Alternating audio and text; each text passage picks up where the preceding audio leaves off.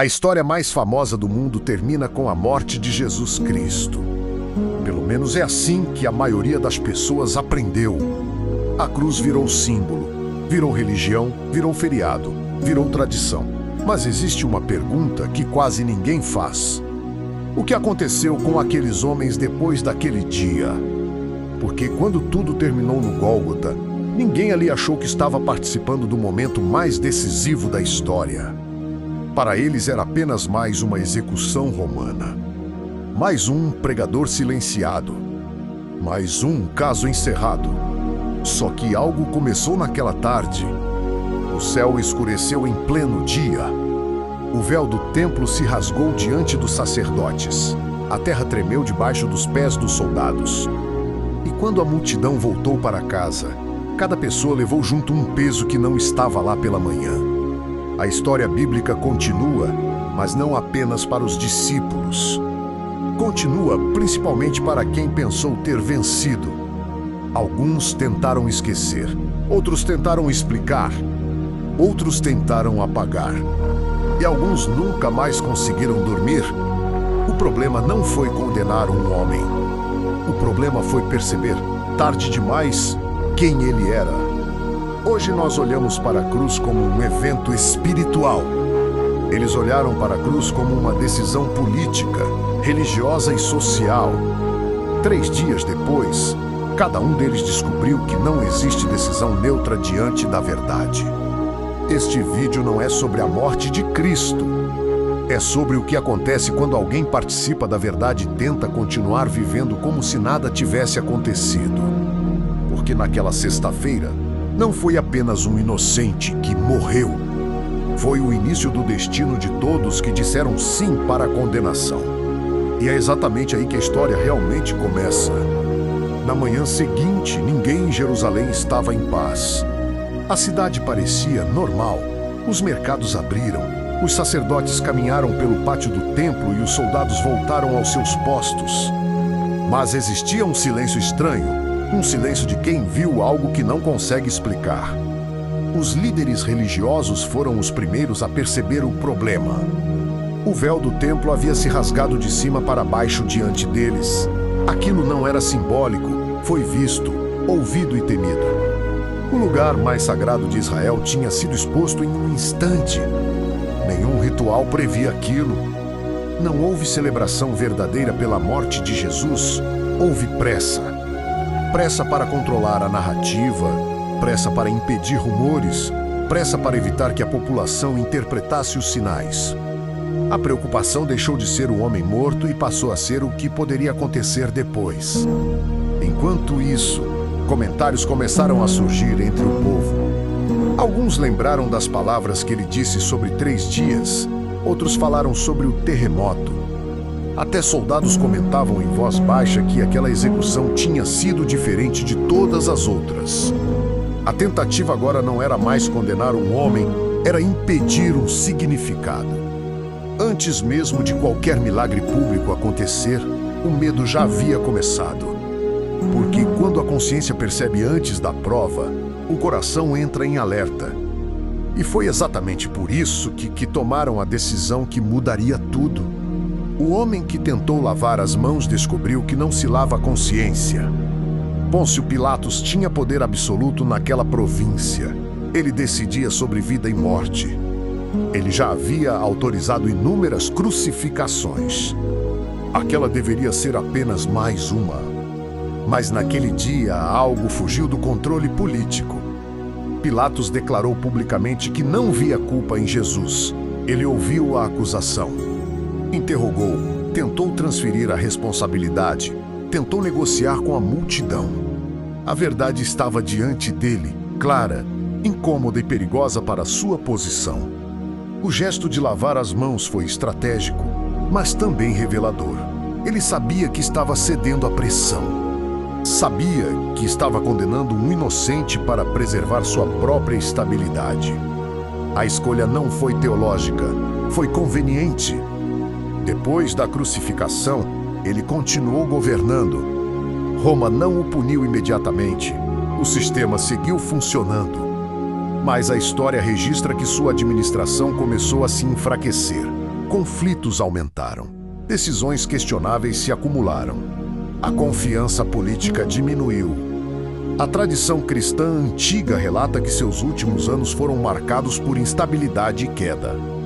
O homem que julgou Jesus perdeu o próprio cargo e terminou longe do poder que tentou proteger. O mais inquietante não é o destino político, é o interno. Ele viu a verdade e preferiu manter a carreira. Ele tentou ser neutro diante de algo que exigia posição. E essa é a armadilha mais perigosa. Acreditar que é possível reconhecer a verdade, ainda assim, permanecer do lado mais confortável. Mas Pilatos não estava sozinho naquela decisão. Havia homens que acreditavam estar defendendo Deus. Os sacerdotes acreditavam ter protegido a fé. Caifás e os líderes do templo não viam a si mesmos como vilões. Para eles, Jesus era uma ameaça real à ordem religiosa. A multidão o seguia, a autoridade deles diminuía e a estabilidade da nação parecia em risco. Eliminar Jesus parecia prudente. Uma decisão preventiva em nome de Deus. Mas a manhã seguinte trouxe um problema inesperado. Os comentários não estavam diminuindo, estavam aumentando. O véu rasgado não podia ser explicado ao povo sem gerar pânico espiritual. Então a preocupação mudou de condenar um homem para conter um movimento. Por isso pediram guardas no túmulo. Não por respeito, mas por medo das palavras que ele havia dito sobre 3 dias. A ironia é clara. Eles não acreditavam nele, mas agiram como se pudesse estar certo. Quando o túmulo foi encontrado vazio, a solução escolhida foi pagar para mudar a versão dos fatos. Não bastava rejeitar o acontecimento, era necessário controlar a narrativa. A partir daquele momento, a liderança religiosa ficou presa à própria decisão. Admitir erro destruiria sua autoridade. Negar exigia sustentar a história indefinidamente. E assim nasceu um conflito silencioso. Não mais entre Jesus e os sacerdotes, mas entre consciência e posição. Enquanto alguns endureceram, um dos homens que participou da execução começou a enxergar diferente. Entre os soldados havia um homem que não tinha interesse religioso algum. Para ele, aquela era apenas mais uma ordem cumprida. A tradição cristã o identifica como longínquo, o soldado que perfurou o lado de Jesus para confirmar a morte. Ele já tinha visto gritos, maldições, desespero. Já tinha ouvido condenados implorando por misericórdia. Mas naquele dia foi diferente. Jesus não amaldiçoou, não ameaçou, não implorou. Ele perdoou. Quando o céu escureceu e a terra tremeu, aquele soldado endurecido fez uma declaração que poucos líderes tiveram coragem de fazer. Reconheceu que ali estava alguém maior do que apenas um homem. O impacto não foi imediato em termos políticos, mas foi profundo em termos pessoais. Algumas tradições afirmam que ele abandonou a carreira militar e se tornou seguidor da fé que antes ajudou a esmagar. Independentemente dos detalhes históricos, o ponto é claro. O homem mais próximo da violência foi o primeiro a perceber a inocência. Isso revela algo inquietante. Às vezes quem está longe julga, quem está no centro enxerga. Enquanto líderes religiosos tentavam manter controle, governadores protegiam posição. Um executor romano começou a questionar tudo o que acreditava saber. Mas havia ainda um grupo mais perigoso do que governadores e sacerdotes. Um grupo que não liderava, não decidia, não comandava. Apenas seguia. A multidão não tinha poder político nem autoridade religiosa. Mesmo assim, foi decisiva. Foram pessoas comuns que gritaram pela crucificação. Gente que poucos dias antes escutava ensinamentos, observava milagres e caminhava ao redor de Jesus. Ninguém ali acordou planejando participar da morte de um inocente. A decisão nasceu do ambiente. Vozes mais fortes conduziram vozes mais fracas. A pressão coletiva criou convicções temporárias. Em poucas horas, curiosidade virou rejeição. Esse é o detalhe mais desconfortável da história. Eles não odiavam profundamente, Apenas concordaram superficialmente. Não examinaram, repetiram, não decidiram, acompanharam. Depois da crucificação, cada um voltou para casa. Mas a memória permaneceu. Alguns começaram a lembrar das palavras sobre perdão. Outros recordaram dos sinais vistos naquele dia. A consciência começou a reconstruir o que a emoção havia destruído. Quando surgiram notícias sobre o túmulo vazio, o conflito interno foi inevitável. Admitir erro exigia humildade pública. Negar permitia continuar a vida normalmente. A maioria escolheu seguir vivendo como se nada tivesse acontecido. E é justamente por isso que 3 dias depois tudo se tornou impossível de ignorar. 3 dias depois, o que era apenas culpa se tornou confronto direto com a realidade. A ressurreição não foi apenas um milagre para os discípulos. Foi uma sentença para todos que haviam participado da condenação. A notícia se espalhou rápido. O túmulo estava vazio. Testemunhas afirmavam ter visto Jesus vivo. Pessoas comuns começaram a perder o medo. Aquilo que parecia encerrado voltava com mais força do que antes. Para Pilatos, significava que a decisão política tinha ultrapassado os limites do controle humano. Para os sacerdotes, significava que a tentativa de proteger a religião havia se transformado em exposição pública. Para os soldados, significava que aquela execução não era comum. Para a multidão, significava que o grito coletivo tinha ecoado contra o próprio Messias. A ressurreição separou destinos. Alguns endureceram ainda mais e passaram a perseguir os que anunciavam a nova fé. Outros se arrependeram silenciosamente e se aproximaram da mensagem que antes rejeitaram. O mesmo evento produziu fé em uns e resistência em outros. E aqui está o ponto que atravessa os séculos. O destino deles não foi definido apenas pela sexta-feira, mas pela reação ao domingo. Porque depois que a verdade se revela, ninguém permanece neutro. A história deles não ficou presa ao passado porque ela descreve uma escolha que continua acontecendo hoje. Diante da verdade, sempre existem respostas diferentes. Alguns tentam administrar como Pilatos, reconhecem internamente, mas evitam assumir publicamente. Preferem preservar a estabilidade em vez de assumir transformação. Outros reagem como sacerdotes, defendem posições já construídas mesmo quando a consciência aponta na direção oposta. A necessidade de estar certo fala mais alto que a possibilidade de mudar. Há também quem vive como a multidão, não rejeita por convicção própria, apenas segue a opinião dominante ao redor. A fé não é negada por ódio, mas substituída por distração. E existem aqueles que percebem como o soldado percebeu.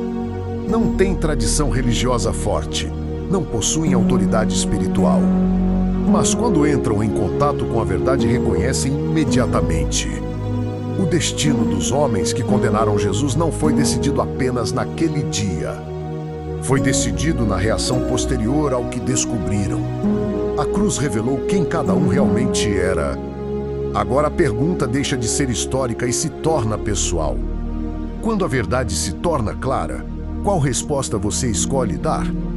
Não foi apenas sobre eles. Sempre foi sobre quem escuta essa história depois.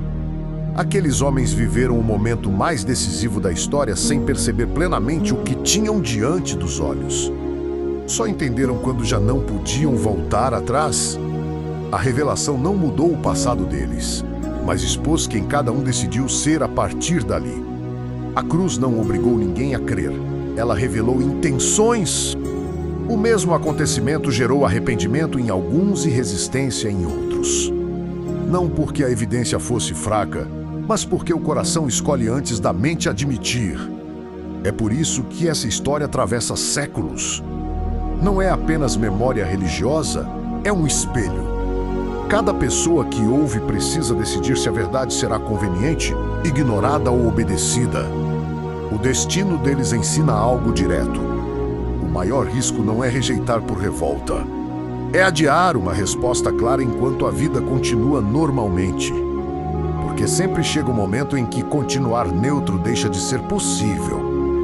E quando esse momento chega, a decisão não define apenas uma opinião espiritual. Define direção de vida. Agora a história encontra você. Aqueles homens não acordaram planejando enfrentar a maior verdade da existência. Eles apenas seguiram a rotina do dia.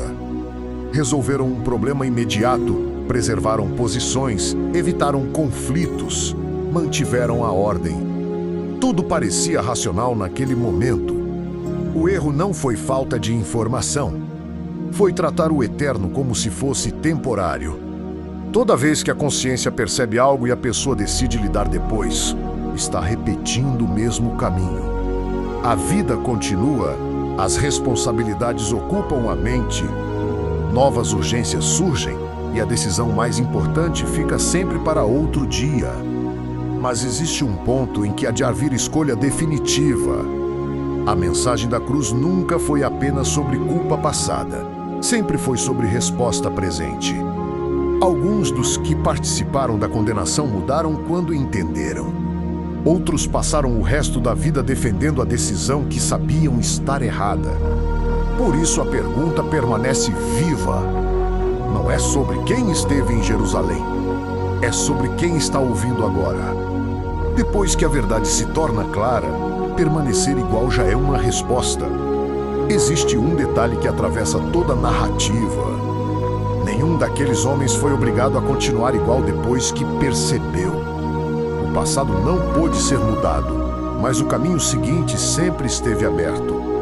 Alguns reconheceram em silêncio, outros resistiram em público, outros simplesmente preferiram não pensar mais no assunto. A diferença não foi o que fizeram naquele dia, foi o que fizeram depois de entender.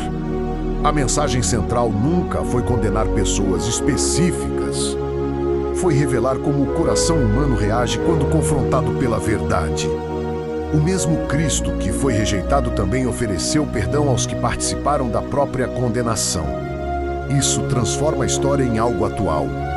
Não é um julgamento distante, é um convite próximo. Sempre que alguém entende e escolhe responder, escreve um destino diferente dos que endureceram. A cruz não foi o fim de ninguém ali. Foi o ponto onde cada destino começou a ser definido conscientemente. E toda vez que essa história é ouvida, o processo se repete.